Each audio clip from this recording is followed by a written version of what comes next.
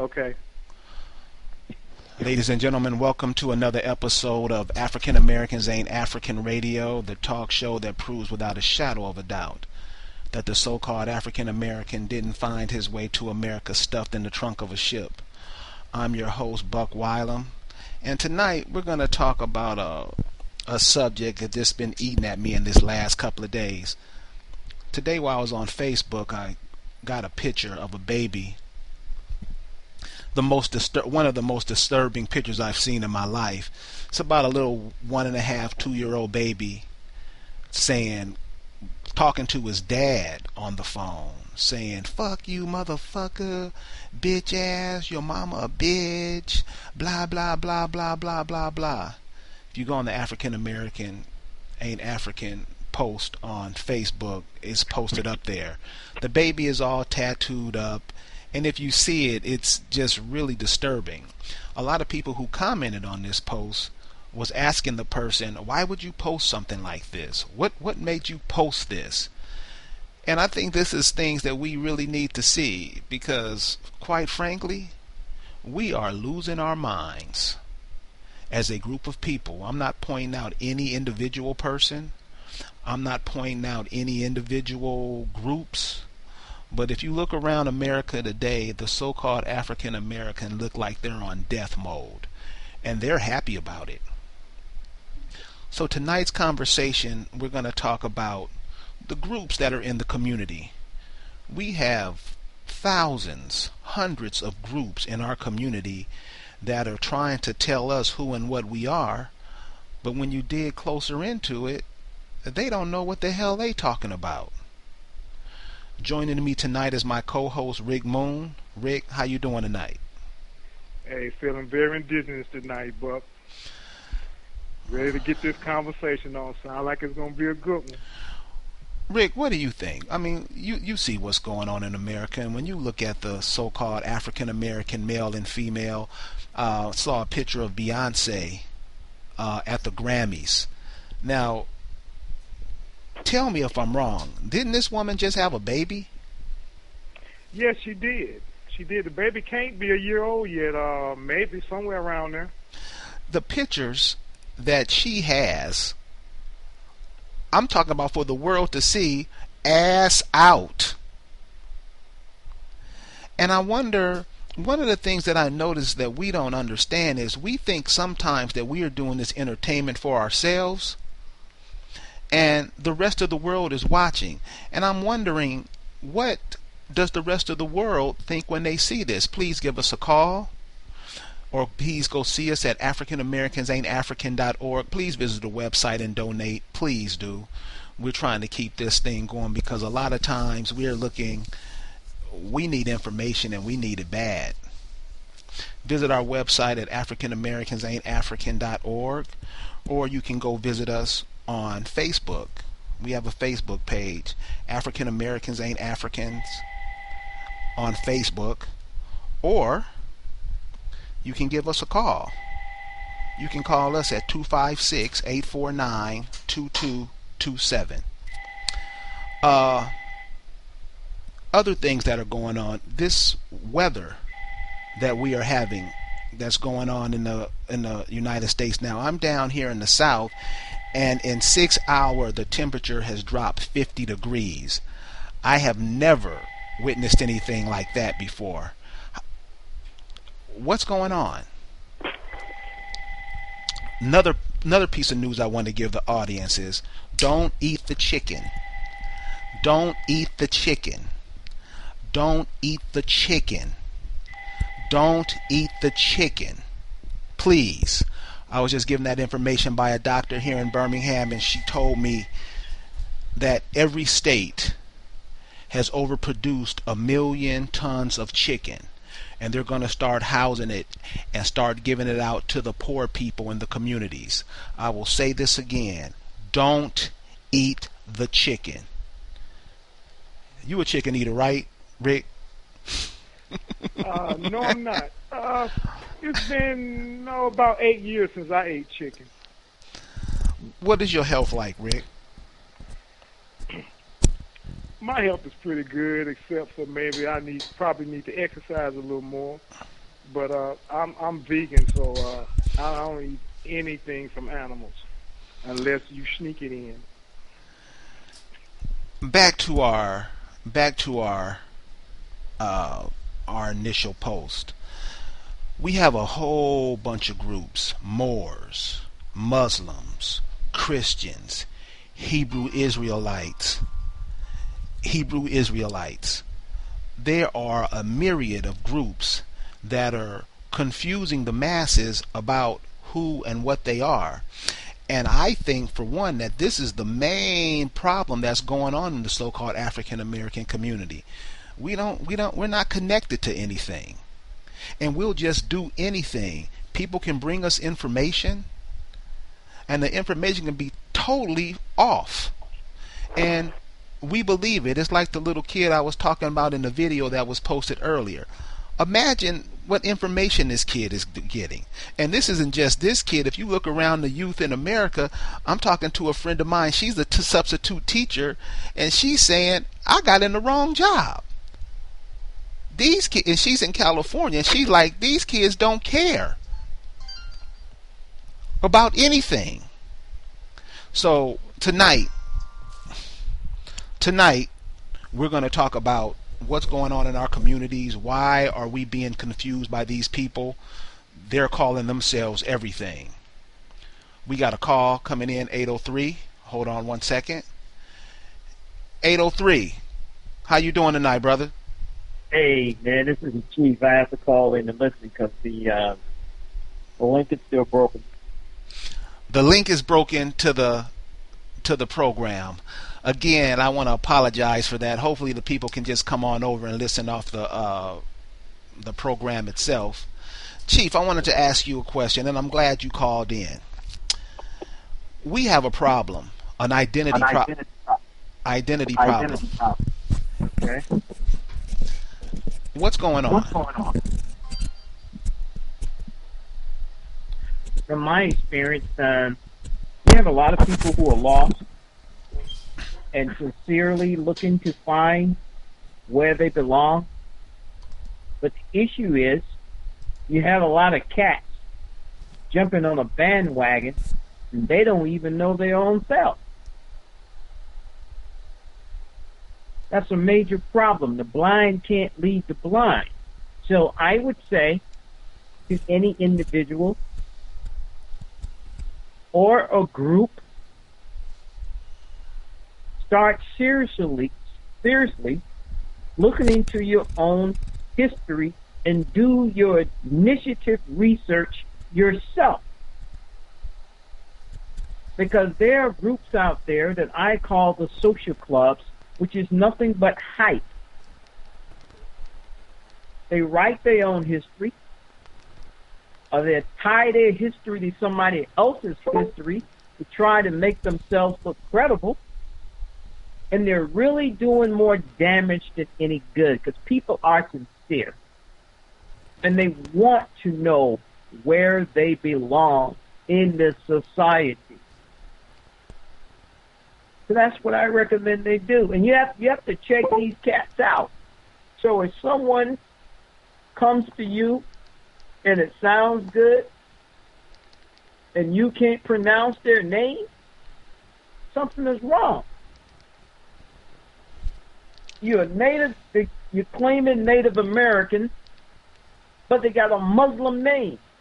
Or they got some name you can't even understand. I take issue with that. And I take issues with it because I'm constantly seeing the Moors go to jail in South Carolina. Constantly. And these guys put L in front of their names, which my understanding, that means God. So how are you being godly, doing something disrighteous, and going to jail? Chief, we have a lot of groups that are out here doing these shenanigans. It's not just the Moors, it's the Hebrew Israelites, Christians, Muslims. I mean, I can go on and on and on. And one of the things growing up that I remember as a child is the old saying, divide and conquer. Do you see where this is having the divide and conquer effect on the community? I would say it has brought about more prejudice and more misunderstanding because a lot of these groups think they have it right, and they don't. And it's sad. Chief, give us an example of how these groups don't have it right. Because, I mean, I talk to a lot of Moorish brothers, and when they talk to me, they sound like Charlie Brown's teacher. I'm like, where else are Moors relevant in the world? Where is their nation in the world? Where is their government in the world? And this is very important because you never see this with the Moors. Where are your females? You never see any Moorish females. What's up with that? They are a society. They don't have a country. They're a society. Could you explain to the listeners what a society is? Just like their fraternal order, just like the Masons, just like the Eastern Stars.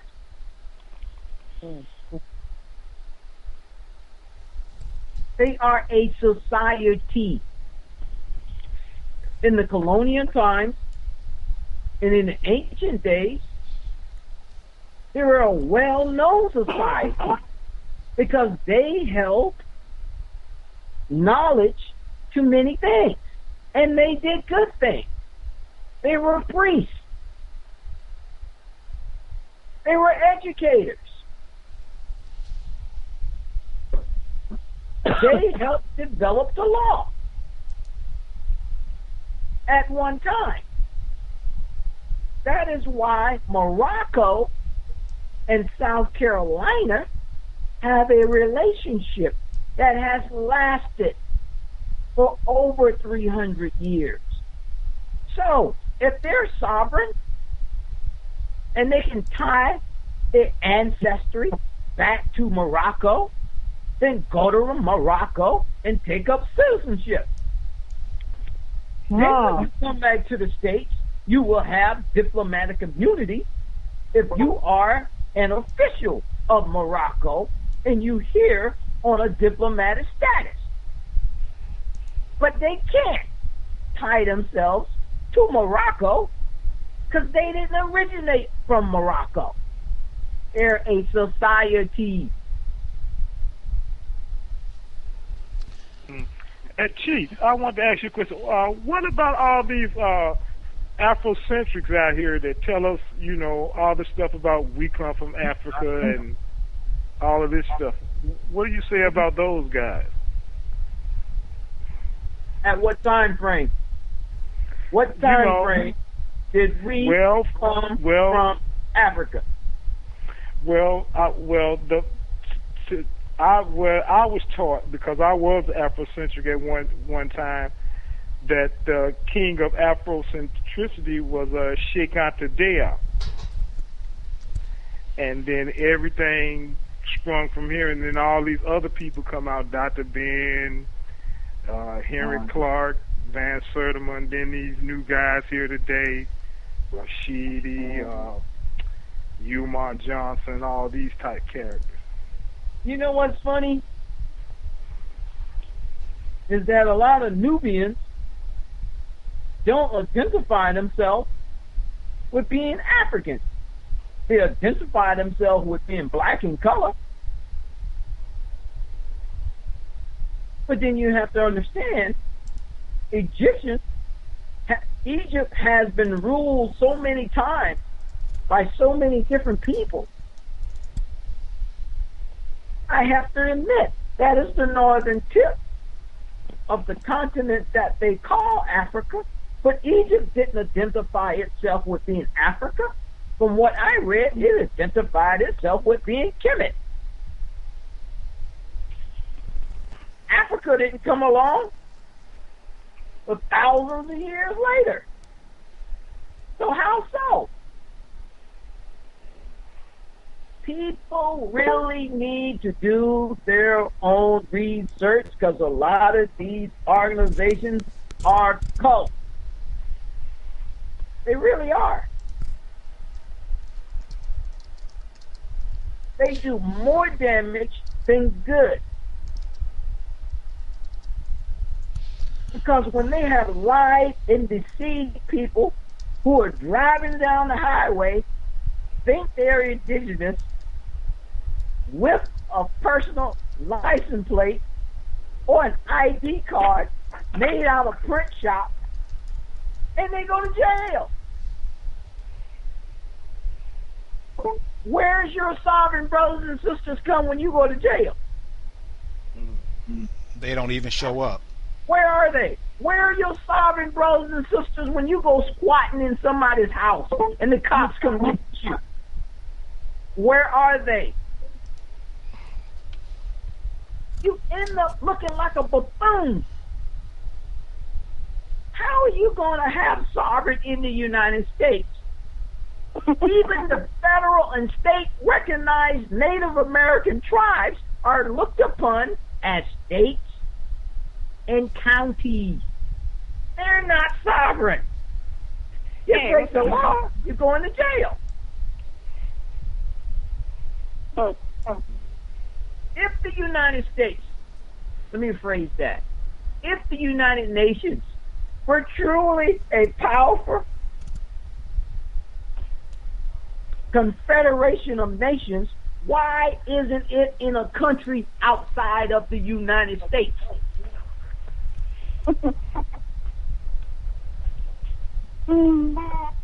Why is it in the United States? Sometimes you have to ask questions. And these guys talking about they got UN seats, numbers. I get a ticket to the Super Bowl that reserves my seat. But it's for that day.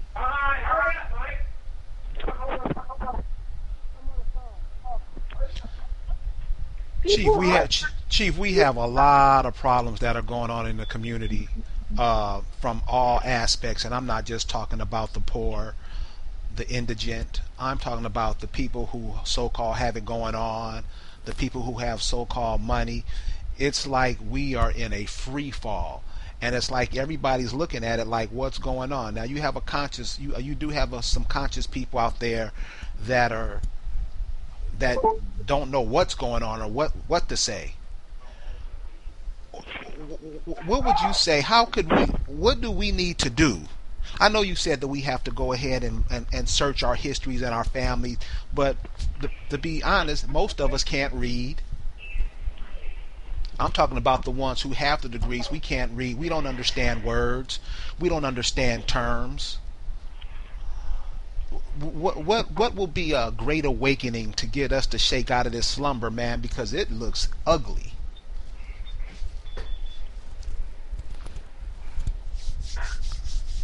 Or this is, and let me just say this. This is for any of the callers who are online listening. Please join the conversation, because we like to hear your thoughts too and what you're thinking too. Because this isn't just us talking. We want to hear from the people who, felt it necessary to turn into this program. So we like to hear your thoughts too, if you would. Hey, this is Mose Lyric. Hi, Mose Lyric. How you doing, Mose Lyric? Where you calling from? I'm calling from the southeast. Freezing down here. Oh, so you got that? So you got that winter weather overnight too, huh? Yeah, I'm like, what? It's like I'm confused if I'm back in the northeast again. Right. It did get real bad. So, Mose Lyric, what are you thinking about what's going on? What do you see where you are in the southeast? How these groups are just causing mass confusion in the community? Well, my awakening happened maybe about 7 years ago. We actually came down to the southeast, trying to hook up with, one of the groups that you were talking about. And I think at that time, that's when our eyes opened up to just the fact that we're so fragmented as a people. So it's like the last couple of years, we just kind of just been discussing that all this fragmentation based on ideology, based on, your religious beliefs or your political beliefs, these are the things that are keeping us in our focusing our task on the fact of looking at our problems as a whole. Because it really doesn't matter what church, if you're a Christian, if you're Hebrew, whatever your affiliation is, we're still dealing with the same problems. You know, and I deal a lot with the youth, and, you know, I study a lot on the prison industrial system, and I'm looking at how a lot of our youth are just being, you know, they're dipping into the younger generations now to pull them into the prison system to keep that continuum of destroying black families. And it doesn't matter what walk of life these kids are coming from. This is what's actually literally happening. So one of the things that I was hoping to see is that those of us who are conscious and adept, and, you know, we have enough ammunition and information on our belt, that we'll start to unify under a common cause. We can be from different tribes, but that doesn't mean we can't come together for a common goal. Thank you, Mose. My grandmother that raised me told me one thing that I found to be very significant. If you have a problem with the fruit, you don't check the fruit, you check the tree. Parents today need parenting. When you send your child or make your child a part of an organization,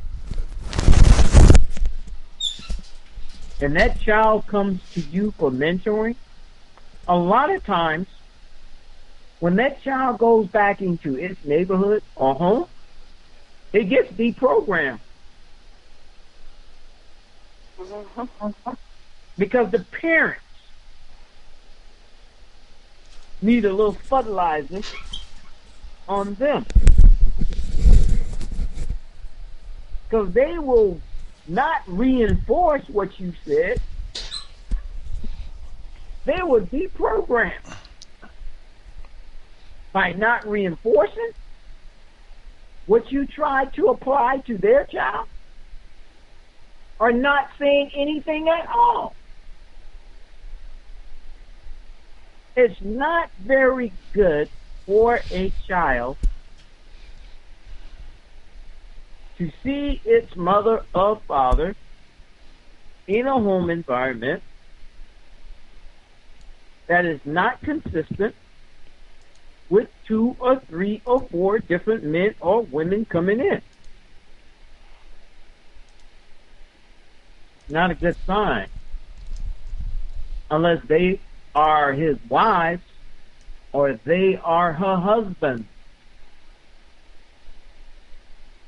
But to say to your child, this is Uncle Johnny, and Uncle Johnny goes in the bedroom with you,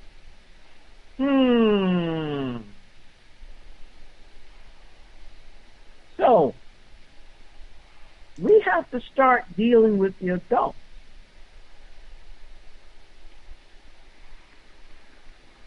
Hi.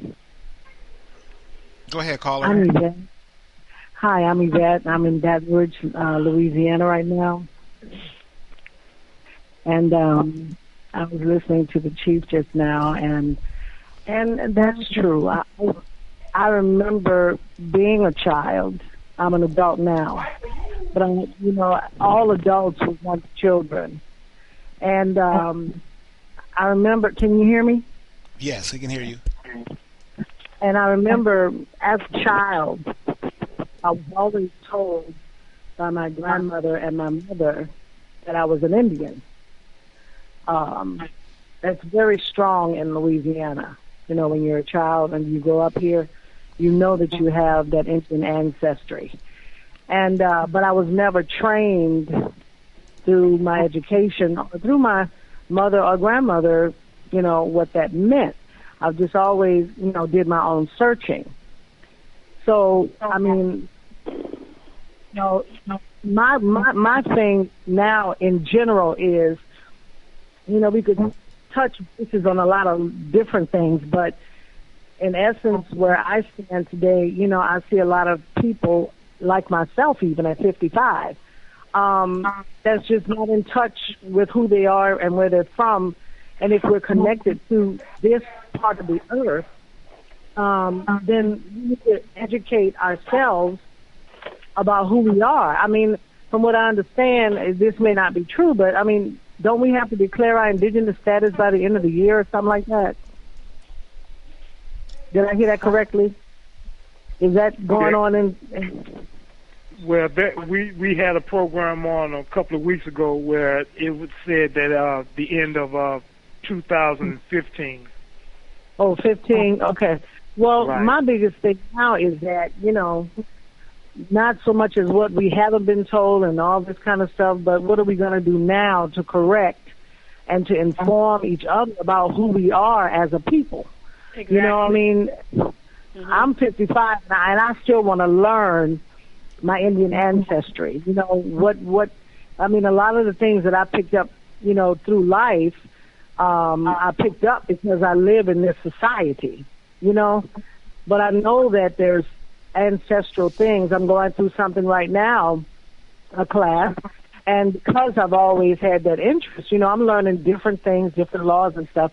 But will that connect me ultimately to getting my indigenous status? Because that's the only thing that really matters to me right now. I want to know who I am connected to this place, this time, and this part of the earth, because that, to me, is going to connect the young people, the young guys out there and young women. They don't have anything to connect to. They don't know, their history. They don't know who we are.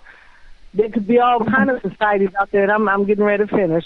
There's all kinds of societies out there. I've never been connected with all that stuff, even though I know about them, and never even had a desire to be connected, because it still didn't tell me about my indigenousness as an American Indian in this country, America. So maybe somebody can help me. I have a question, and my question is, I'm a Native American chief by birth, from the bloodline of 500 years and beyond of chiefs. I'm tribal. How is it that my indigenous status is going to run out? I have to question that, because I hear, and this is very new to me hearing this, because I'm tribal. So if you got an indigenous status to file, what tribe are you tied to receive any benefits? What I mean by that, if you have a deadline to file some indigenous status, where's your tribe located? What aboriginal land or original land claim you have? So your indigenous status gonna say you Cherokee, but you living in Hawaii and Cherokee's never been to Hawaii. These are questions I ask, because this is new to me. Because my paperwork or petitions that I have filed has been with the state of South Carolina and the federal government. Thank you. So my question is, I don't have any kids right now. So if time out to expire, what about the next generation that comes along? Well, They come from your blood. They come from your bloodline, so they are not. I'm trying to understand, because I'm tribal, and I'm a Native American, an American Indian, and I talk to state and federal officials all the time, and this has not come up to me. So I don't know what else is going on out there, but it's certainly out of my realm of scope, because I deal with state and federal officials on a weekly basis. Well, if I could interject, this is almost lyric. I hear what the sister is saying, and I'm hearing your side of it. But we have a lot of gaps. We have gaps in memory. We have gaps in records. We have gaps. But I always like to bring us back to our spirituality as a people, because that is what, to me, supersedes a lot of the third realm of paperwork and that. Because a lot of our people don't have that. We got a lot of people who are locked up that won't won't have access to that information. So what I'm saying is, those of us who are conscious, I think we have a responsibility as the planet keepers, that we are here not just for ourselves. We have to look out for our brothers and our sisters. We have to come together with a course of action, a real action plan, how we are going to bring our status to visibility. It is good that we start, some of us, like we've been looking up research. I had Indian stories in my family, very distinct Indian stories. We've been looking up our birth certificates and things like that. But somewhere deep inside of me, that's not enough just for me to have it, because we are a planetary people. It's not just about us individually. It's what are we going to do as a collective. And I think if we can point some of our energies towards that, that's where we can start actually coming up with an action plan. And all of us, I think, we've been endowed by our ancestors with certain gifts and talents and things that we can have, that we can bring to the table to actually start beginning an action plan. There's genocidal practices been going on against our people for who knows how long. Somebody has to stand up for that. Someone has to bring those parties responsible to the table that have committed human rights acts against us and continuing to do so against our children. So it's not just for me individually, for me and my people, like my mother and my father's side. We got on both sides directly from grandmothers who have memories and pictures and things like that. But okay, I'm cool with that, and I pass that on to my children. But I also work with black youth, and these people don't know. I can do my best to tell them, but we need something a little bit more radical. I think that we've been here long enough. I'm just looking at some research where Generation X is the most educated generation that's out here, which I presume is us, some of us 60s and 70s babies before the 80s. So we've got enough knowledge, I think, and wisdom under our belt. I just think we need to redirect it and use it in a proper way, that we as a planetary spiritual people, that we don't get into just, the paperwork, and just like all these other groups out here with agendas, we have to start thinking more so as planetary keepers of our brothers and our sisters. And what are we going to do to actually set a course and a plan of action to get us to the place of where we need to be, to have the autonomy in our land like we're supposed to have? I will say this. From a United States perspective and a South Carolina perspective, indigenous status is tying yourself to a tribe. So I don't know how saying you're indigenous and not being tied to a tribe and a location in this country is going to get anyone any reparation, especially coming from African Americans and converting back. I think this is highly problematic to me, because what I see happening is an appearance of a class action lawsuit, and I'm charging you $250. And if I get 1,000 or 10,000 people to sign up, those pockets are fed. So in the end, these people may be completely out of luck. And your $200 or $250 or whatever has been charged is gone. I could be wrong. But for someone that's 47 years old and that is tribal and is dealing with the state and federal on a constant basis with his family and tribe that is indigenous, I haven't seen no other avenue. I'm not saying it doesn't exist. I am not aware of this, and it has not come up in any state or federal meeting regarding tribes from my perspective. And I meet with them on a weekly basis. Chief, have you ever? Chief, let me. I could be totally blind, and forgive me if I am. But what I'm hearing, I haven't seen that apply to my family. All we had to do is file petitions and give documentations on who we are and the history of that. Last week, if anyone listened to that call, I gave instructions on what people need to do and how they can get help. From my perspective,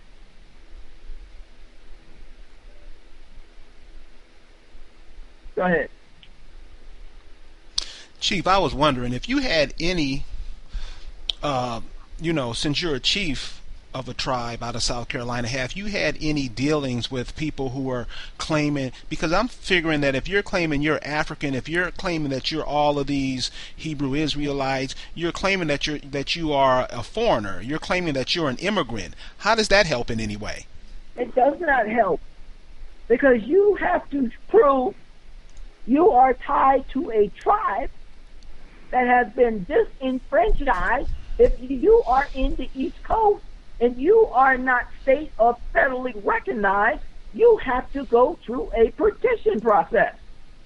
And your petition process is not based on the Dawes roll. Or it is not based on signing up through the UN and saying, I am indigenous. If I am a tribe and a chief, and I had to show where my parents and my ancestors were reclassified, and I had to go back 300 years of dealing with the census and showing where they were reclassified by South Carolina reclassification code, and put that information together in a package and submit it to the state and federal government. Thank you. So how does signing up, getting some packages together and get an indigenous ID card that doesn't tie you to the tribe and the land that was disenfranchised, I don't understand it. So somebody has to tell me something like I'm a 5-year-old, because I'm not getting it. Wow. But I tell you what, my family isn't going through that process. We're going to continue what we have been doing by communicating with the state and federal government. So what I would suggest people do, locate a tribe that's in the indigenous area where your ancestors may have come from. Ask them for assistance, petition them, but you make sure, very sure, because there are tribes out there that are not legit, who claim to be, but they are not. So you pick up the phone and call the Bureau of Indian Affairs or call the state and find out who is in the system, who's not in the system, who has made preparations to be in the system, who you are currently working with. Because a lot of people are on this journey and they have not received their state or federal recognition process yet, but they are active in the system. So you really have to educate yourself in this.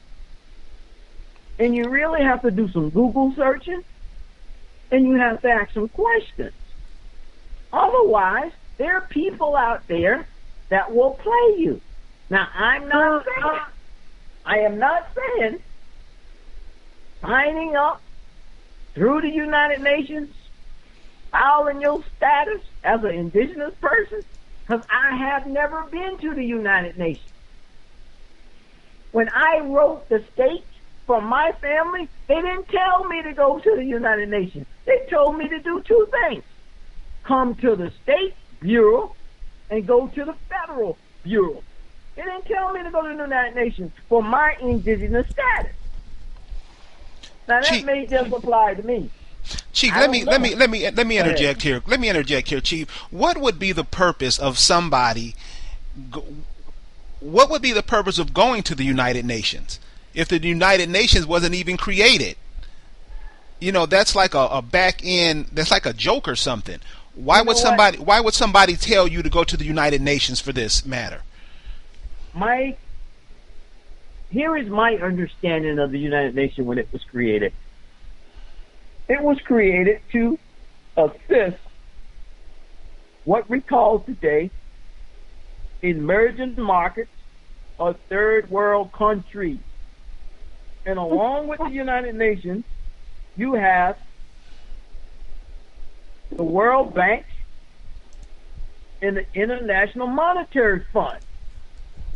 There's an agency called United States Agency for International Development. It's part of the United States State Department. They build nations by assisting them with commerce and banking. I don't understand how a Native American tribe or indigenous people who are not tied to any tribe going to bypass the United States where the United Nations sit in one of the major cities in the United States, New York.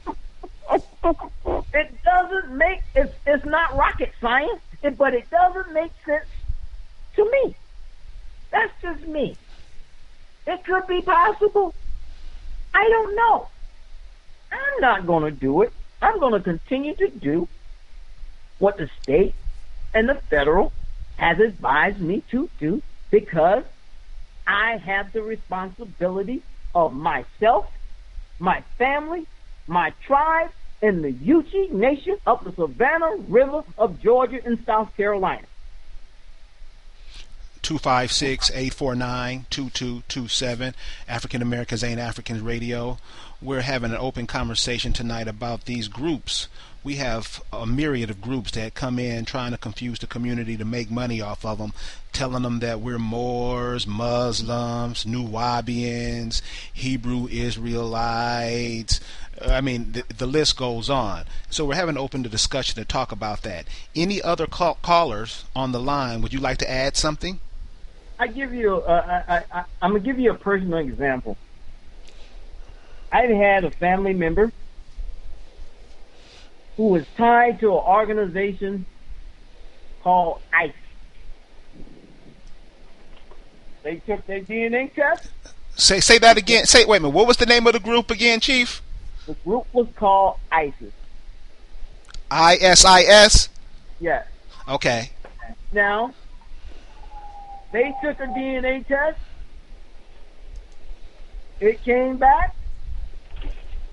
They said it was Mayan and the ancestors was Cherokee. I tell you what, Cherokee never had any villages in that area that we are indigenous in. I don't care what the census have said. So let's clear this up. In ancient times, I'm speaking of colonial times now, Cherokee was a free pass. Because if you said you were anything of the warring tribes that fought, you would either be killed or disappeared. But since Cherokees were more friendly to white people than any other tribe in United States history, people said they were Cherokee. But this is what gets people in trouble. Because the Cherokee tribe, with their negotiations with the United States government, because they went to war against other tribes in ancient times for states, they received lands that they never inhabited. They in turn traded those lands off for something else. So it's just like you sitting in a poker game. You lose your car to me or your house to me, but I never live in your house. I take title and I go sell it. but I never inherited there. That is why a lot of people can't enter into the Cherokee tribe, because the Cherokee know they didn't inhabit that area. This was common in the early days. I have a beautiful story of it on our website that talks about Cherokees and fraudulent land claim that's been given to them. There's so much battle going on now in Tennessee of certain tribes saying they were there, but Cherokees have inherited the financial benefit of it. So in reality, the Cherokees will say, hey, we only recognize 3 federal tribes. Tribe in North Carolina and the 2 that are in Oklahoma. So everybody else, the Cherokee says, even if they're state recognized, they are fraudulent people because we've never been in those places. But states recognize some of them, and some of them are not even state recognized. They're 5013C corporations, churches, clubs, legal. But because they're a 5013C organization and they are set up just like your religious organization, it ties them to get state and federal funding through grants. And you can do exactly the same thing. So that might be the misnomer that I'm hearing here. So if you want to organize as a group, find out who you are as a group, file a charter, which will cost $25 or $50 depending on what state you're in, register it with the state, and become a state certified heritage group and embrace your heritage. Now from that, you become a tribe. You get you a grant writer, and you go and solicit funding. Another word they call them, but they don't call them tribes, they call them Community Development Corporations, CDC. They're all across the country right now. So, Chief, while we're calling ourselves African Americans, all these other people, we're calling ourselves African Americans, we're calling ourselves Nubians, we're calling ourselves Moors, we're calling ourselves Hebrew Israelites. We're identifying with all these foreign groups that I don't even know if they're where they say they come from. I don't even know if they're a viable group in the country they say they're coming from. When we put ourselves in those positions, that makes it easier for other people to come over and claim your heritage here. Or that makes it easier for you not to really get what is due to you, because you have associated yourself with someone who has no claim, none whatsoever. And when you get your name tied up into these organizations, it is very damaging. Because now when you go apply, your name shows up on a paper terrorist list, or black nationalist list, or black hate group list. You're not going to get anything. That is a fact. Don't take my word for it. Go Google it. Google it. Pick one and Google them. See what pops up. Earlier we were talking, and you were talking about the name El Bay. I thought this was hilarious. The name El Bay. Where does the name El Bay come from? Bay is a Huguenot name. German Huguenots. That's what Bay is. El means Hebrew, godlike, or God, according to what I read. Go Google name family crust and type in El and see what it means. And type in Bay and see what comes up. Google is a beautiful tool if you utilize it. It will help you. Don't take my word for it. But it said it is a Hebrew word for God, strength, fearless. Well, how are you going to be godly going to jail?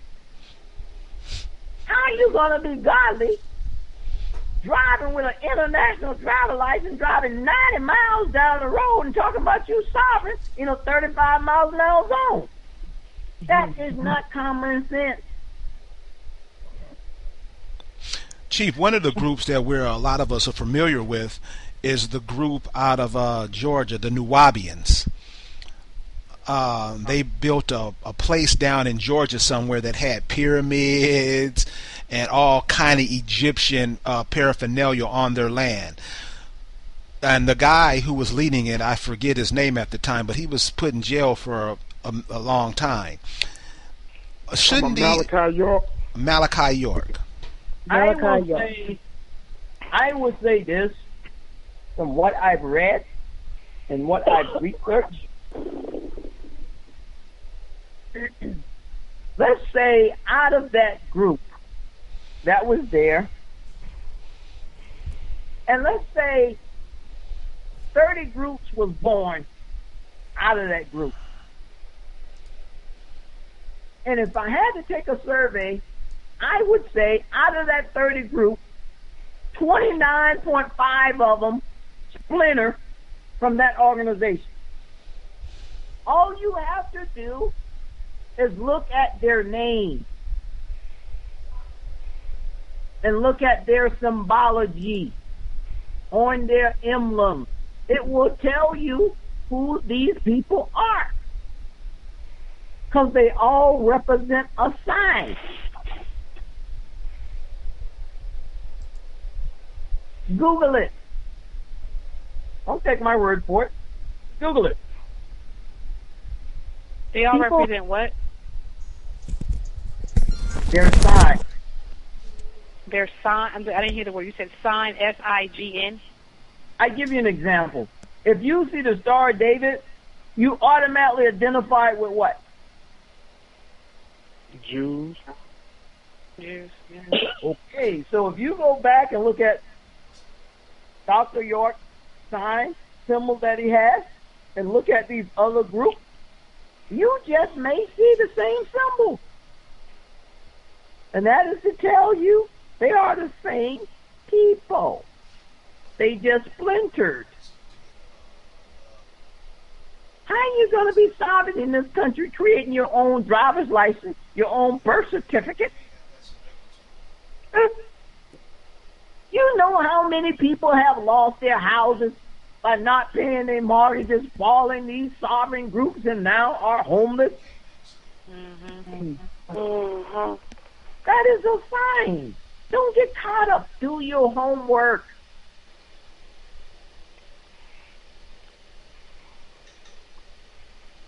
How are they going to discharge any debt for you if they are not a country? They're not even a city. They're not even an apartment complex. Not even an apartment.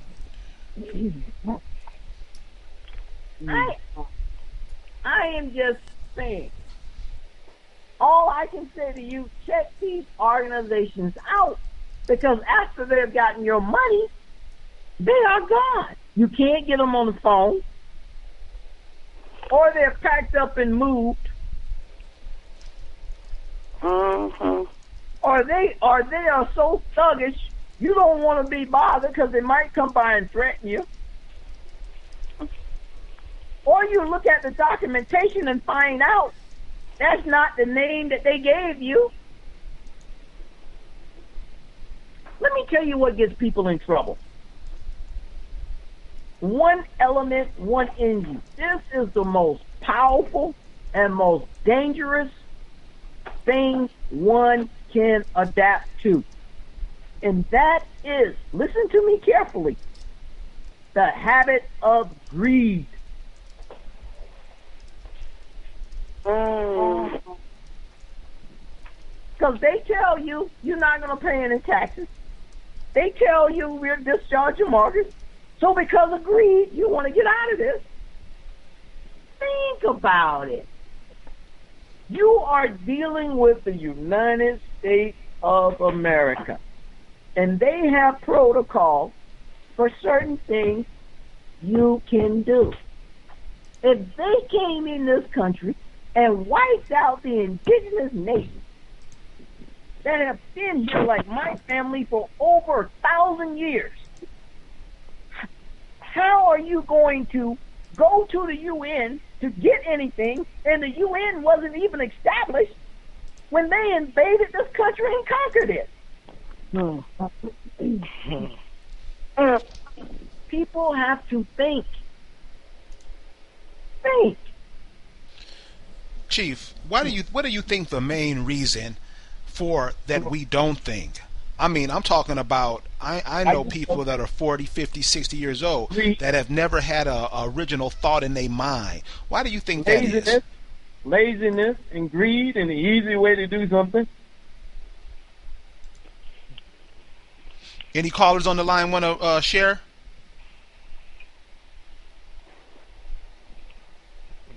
This is go ahead. I'm sorry. You know, my mother, my grandmother that raised me from 3 days old, instilled something in me, and she told me this: you have to be very careful who and what you befriend, because it can be a blessing or it can be a curse. Amen. But the other side to it, this is Mos Lyric, and the other side to that is that it's how.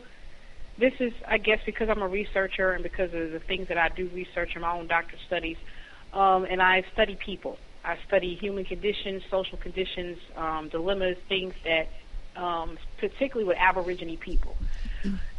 I agree about us, the thoughts. I agree that we're in a dire condition. I agree that there's a lot of things that we do to ourselves. We are self-destructive, but when you study colonialization, imperialism, and you study Aborigine people that have been stripped of their land, of their identities, when you look at the mark of colonialism, what it does to a people, that's the other side of that coin. Yes, it is the side of the coin that we are a self-destructive people. But when we start to look at ourselves as an Aboriginal people that have been systematically lied to, systematically stripped of, I'm looking at research where our dances and religious dances, rain dances, were made illegal. When you can no longer speak in your foreign language, in your sacred language, when you can no longer wear your fringed clothing, when you have to take on the garments of your colonizer, that is psychomatic. That isn't so. It is our own self-destruction, but there's a root to that. And this is where I would, I like to see our people who are conscious and aid that yes, we could be critical of, because I work with those kind of people. I work with the youth. I've been out here. I see what you're seeing. And we have a very destructive spirit.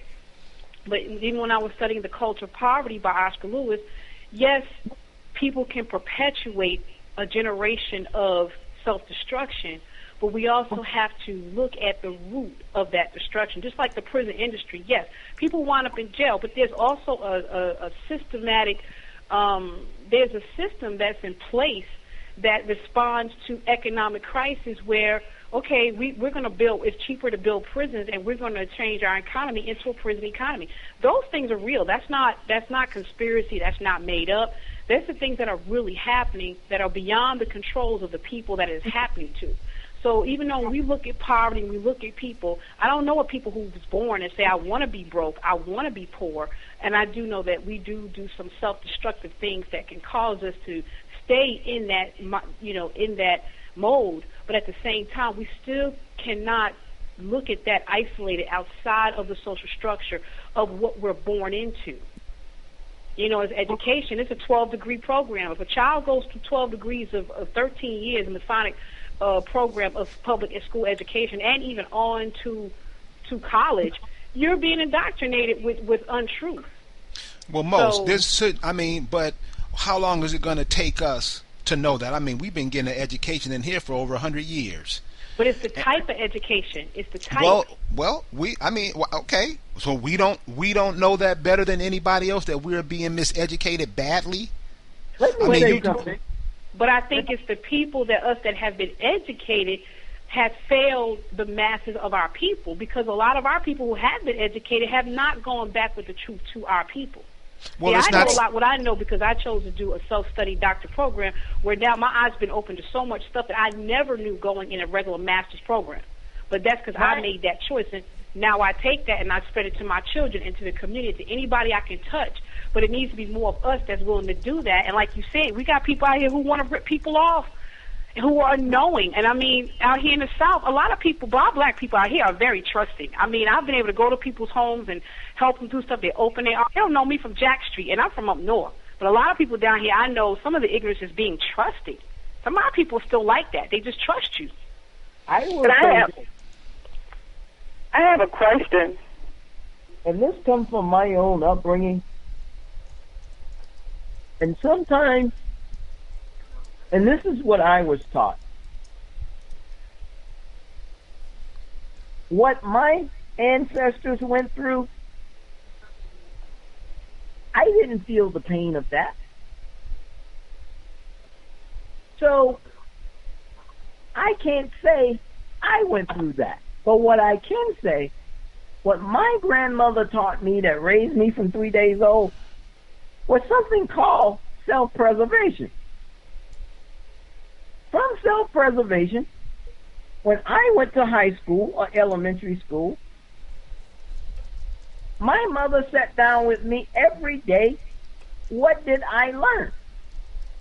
And if she didn't agree with what the teacher had said or way to do something, she was at the school the next day. She made sure I knew who I was and where I came and my history, and the name that I carried was a badge of honor. Too many times we make mistakes and want a free pass. Well, you didn't give the white guy 5 years. Why I got it? Well, first of all, you should not have committed the crime, period. If we know we are dealing with a fixed deck, you can't save the entire race. Forget about it.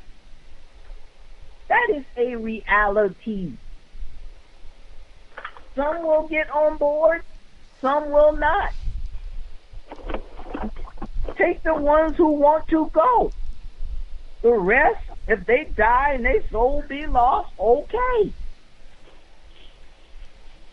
The first law of preservation is self. And it comes a time where one has to be selfish when it comes to self. If you can't feed yourself or help yourself, how are you going to help anyone else? It's sad. Folks don't want to hear that, but that's what you have to do. Chief, could you give us some, you hold classes on Wednesday nights. Could you give the listeners the information for your classes on Wednesday nights? Our classes on Wednesday nights start at 8 o'clock, and what we teach, I deal with South Carolina colonial law and its impact on race and genealogy. Now, South Carolina may have led the pack for other states to follow these same initiatives in colonial times. I don't know. But what I can do is tell you this was a pattern in South Carolina. So now you research your state, your colonial law, your statute laws on race classification, because they do exist. And if your folks was in this location, it would tell you they were reclassified. This is how you restore your indigenous status or your tribal status.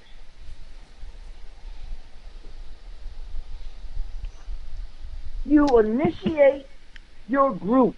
You gather your family together. You got family reunions all the time. Family reunion is nothing but a powwow. True that, true that. rather than drinking Budweiser, eating a pig, sit down and say, okay, this is what we're going to do. This is who we are. We are tribal. We don't need nobody to tell us who we are. This is who we are. Now you sit down and say, okay, how can we approach this from the state level or the federal level? This is our tribe. We've been meeting all the time. We've been disfranchised. This is who we are. Because this is what white people do all the time. That's why their Heritage Club organization that they call tribes are 5013C nonprofit charitable organizations. And they apply for funding. And they get grant writers. And they get them 5 or 10 acres of land and develop their little community. Somebody had a question for Chief before Chief started speaking on this line. Caller, you had a question? Hey, I got a question for the Chief. Chief, what do you think about all the stuff about getting reparations and stuff? I mean, is that legit? Is that something that people could do? If they can prove all of this stuff? African Americans will never get reparations in the United States because they're not indigenous to the United States. They claim Africa as their homeland. Yeah, I understand that. But I'm talking about what they need to do. If they, okay, go ahead. What they need to do is find who they are and go back into their tribes and deal with the defranchised people of the 40 acres and a mule. They called you Negro. You just may as well be Negro because that's how you're going to tie back to it. Chief, can you explain that? Because what I'm hearing now with a lot of young people, don't be calling me Negro. Can you tell us how that term African American has just totally obliterated us from that line?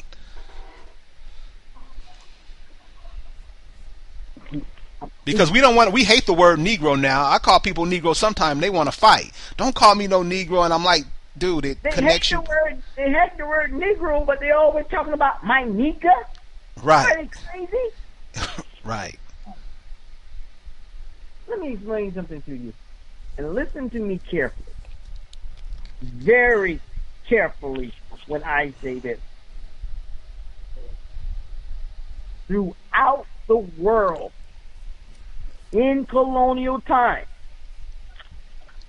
from the 1400s, where it was first recorded, or maybe even further than that, Negro is a term used to describe indigenous people. More is another word for just being black. Check the Latin dictionary out. Don't take my word for it. Go Google it.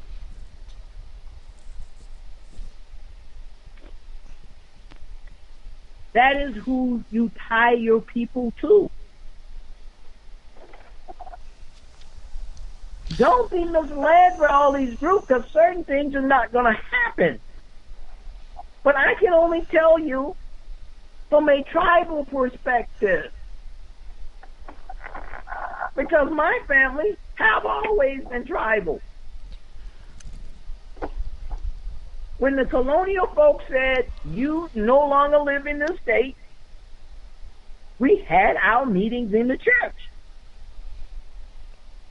From the 1800s on up until 1979. After 1979, we decided we're not going to have them in the church no more. We're going to have it publicly. So we made a transition and reorganized the way we were doing things with our tribe. However, South Carolina did not start recognizing tribes until 2005 or 2006.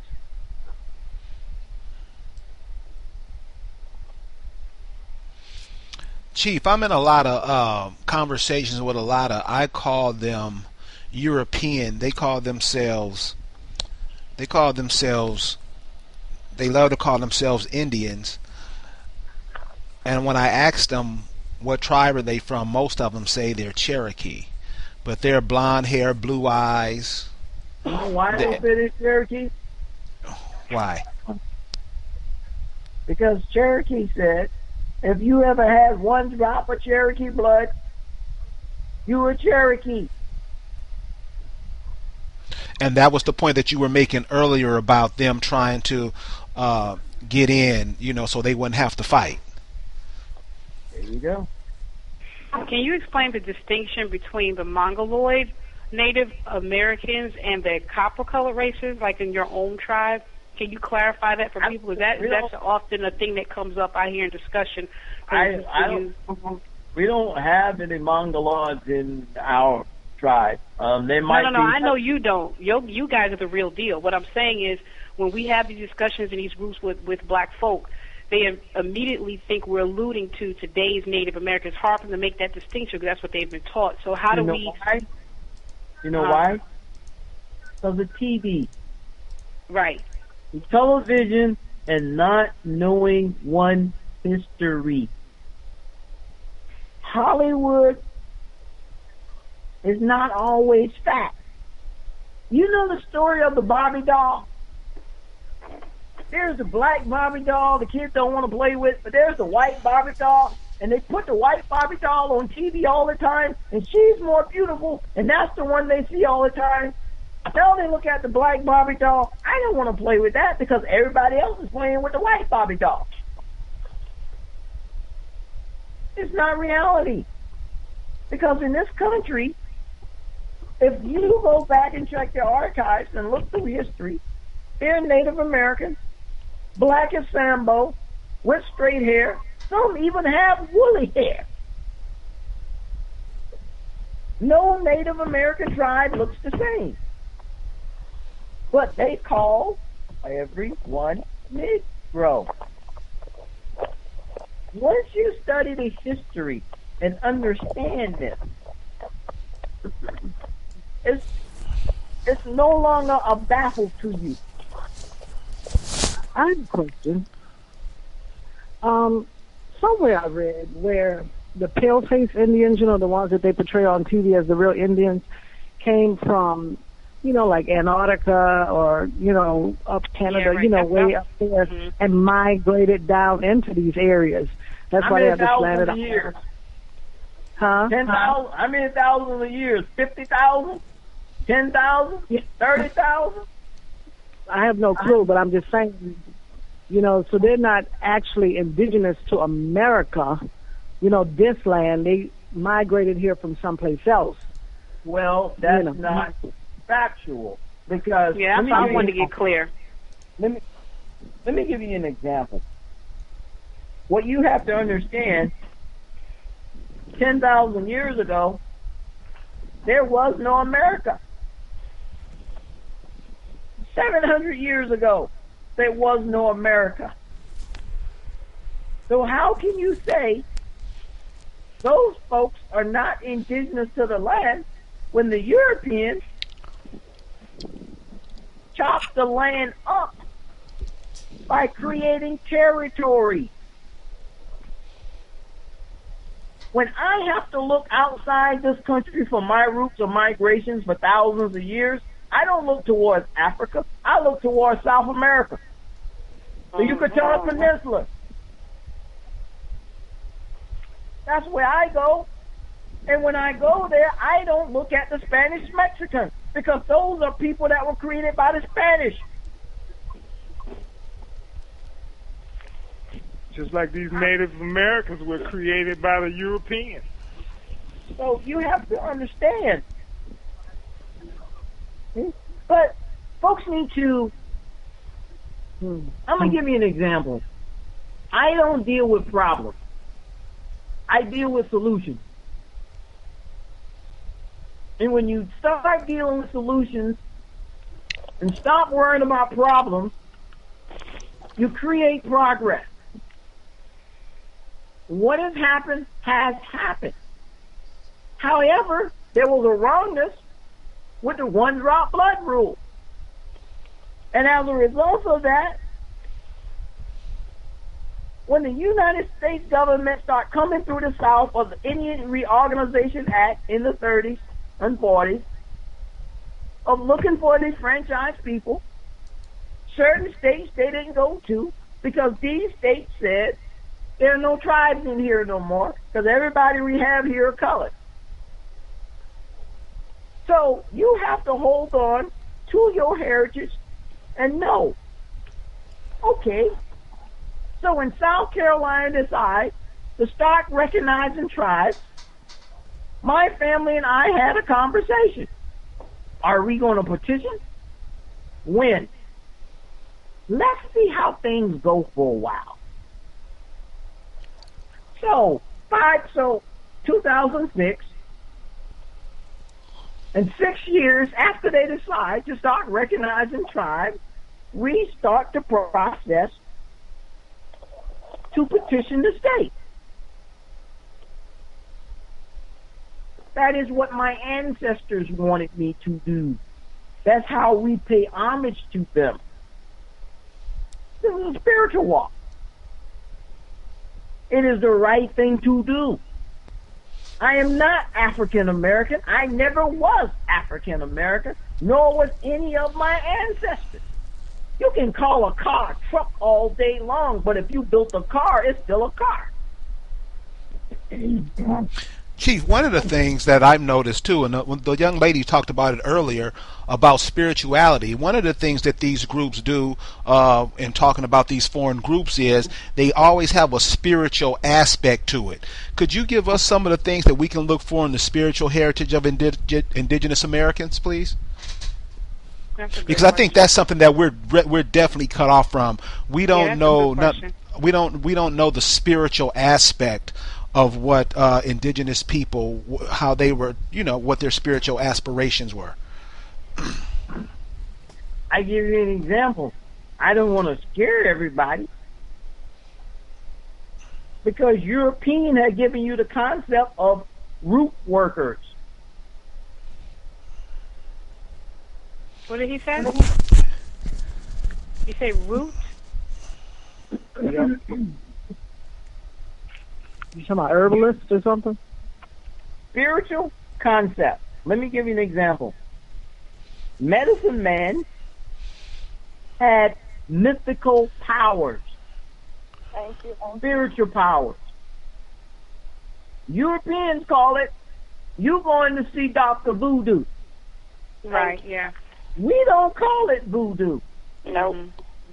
Yeah. We call it having intuition and being able to connect to our ancestors because we understand death is a transition to another plane in the universe.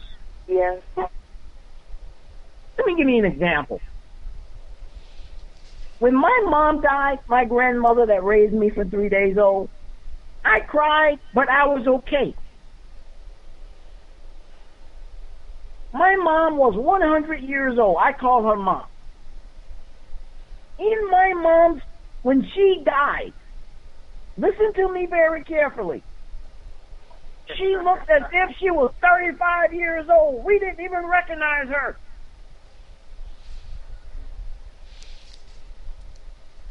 I was sitting in my living room 2 weeks after we buried my mom, sitting on my sofa, and I start smelling her scent. Not only did I smell her scent, I felt a cool breeze came up my legs. Wow. Oh, my air conditioning vent is on the other side of the house. Where's this cool breeze coming from? I pulled my glasses off, wiped my eyes, hand over my eyes. When I opened my eyes, my mother was standing in my living room.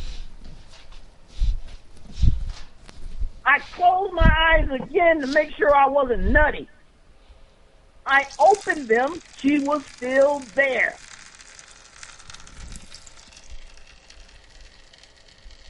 Death is only a transition. Chief, do me a favor. I just had a friend of mine that just passed away. When you say transition, can you give us a picture, a better picture of it? Because I hear what you're saying, but can you give us a picture of it? Because some of us think when you die, the lights go out and it's dark forever. No. Listen to me carefully. If you listen, you can hear them. If you open your first eye, because there's no such thing as a third eye, it is your eye of intuition. If you open it, you will see them and hear them. My family talk to me all the time. I'm never alone at home by myself. Folks think I am, but I'm not. Right. Right. I go in my kitchen and my mom is frying chicken, and one of my friends come in, you cooking chicken? I said, no. What's that chicken smell? I didn't want to scare them because they're not conscious and they are frightened. Your ancestors are not going to hurt you. The only ghost that's going to hurt you is these two-legged ghosts walking around here in the flesh. So, Chief, do you think that's why they gave us the ghost story, or why they, or all these stories that we have? Because most of the stuff that we know are coming from other people's cultures. Let me talk to you from a spiritual standpoint right now. Listen to me carefully. And I'm going to give you some Native American teachings that was given to me. Listen to me carefully. You have to be very careful with what you eat, because food gives off a vibration. And you need to eat foods with certain vibrations. And in these vibrations, your pineal gland controls your intuition. So if you want to see and be intuitive, you have to eat the right types of food. Such as? Let me explain something to you. An ox, if you want to be strong as an ox, you don't eat meat, because an ox doesn't eat meat, he eats grass. Thank you. People don't understand. It's what you eat. Your food has certain vibrations. Food can make you happy. Food can make you sad. So you want to eat the foods, the fruits, the vegetables. See, when I eat foods according to creating formulas. Because you have to mix these different frequencies together. When you in turn do that, you get a certain response or a certain energy block.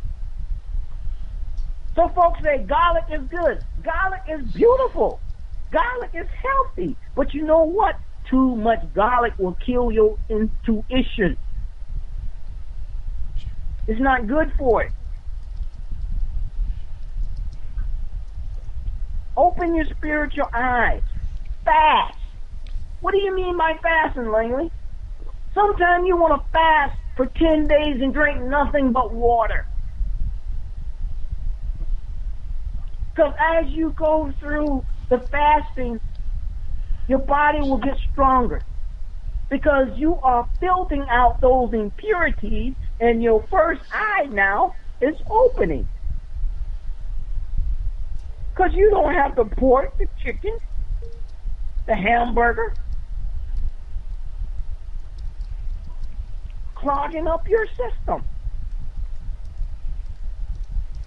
What are some of the indigenous foods? Because I know a lot of us, Negroes are the biggest pizza eaters in the world. What are some of the foods, indigenous foods that are here that, like you say, we can mix and to help cleanse that first eye out, so we can become more intuitive. I tell you what. Here's the formula. Ground mushrooms, cayenne pepper, cucumbers, spinach. You said Give me spinach? that.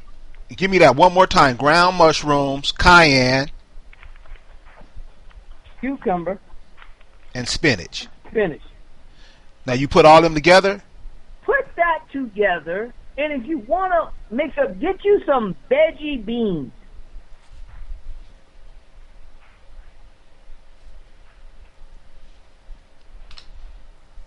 Now, let me explain something else folks don't realize. When you prepare your food, you have to speak to your food or sing to your food. My mom was always singing and talking, and the food was good because she spoke love into it. Folks don't understand this. Whatever you want to achieve in life, trust me. Start speaking those things into existence when you're fixing your food. Because you put your thought on those in spoken words. And whatever you desire, you now eat. And if anybody tells you anything otherwise, it's because they don't know or they are disregarding the fact. Can I just call you back? You said ground mushroom, cayenne, spinach, and veggie beans. Did I get that right? Yep. Cucumber. Spinach. Oh, cucumbers, right? Okay. Yeah, cucumber. I read that. Now, get your blender and do your berries. Mix your berries together. Blackberries, strawberries. Because it's potent. It's going to give you that energy. I got some in my refrigerator, both of them. Me too. Let me tell you something else. You can meditate your weight off by what you read. My ancestors were going to chat, and in this chat is the same thing we learned when we were in elementary school called our vowels, A-E-I-O-U. But you know what? That is the secret code for the God that's in you. And you started chanting that. A-E-I-O-U, A-E-I-O-U. Because everything is in the mind. God sits, the spirit sits in the mind, not the brain, the mind. So you have to be careful with your spoken words. Because spoken words are powerful. Every word you use has a frequency, has a meaning. So can we say that because you speak those words, can we say, going back to what Brother Kerry was saying, with all these different groups and labels, by constantly calling yourself something that which you are not, you do damage to yourself. Right. Okay. If you want to, let me give you an example. If you want to be wealthy, always think wealthy thoughts. When you are out walking, sing to yourself, I am wealthy, that I am. I am that. I am happy. I am strong. Because these words resonate inside of you. Record yourself. Don't listen to any of the music. Record yourself with positive words on a CD or MP3 player. And while you're out driving around or jogging, listen to yourself. And that will raise the energy that they call the Kundalini energy up your pineal to the throne.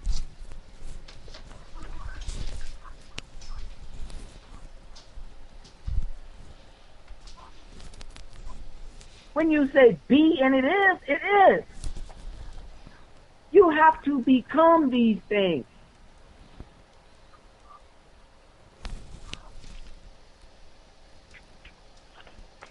I teach area a class on this too. Whoever want to come and listen. A lot of people think it's far out, but I guarantee you, if you want to lose weight.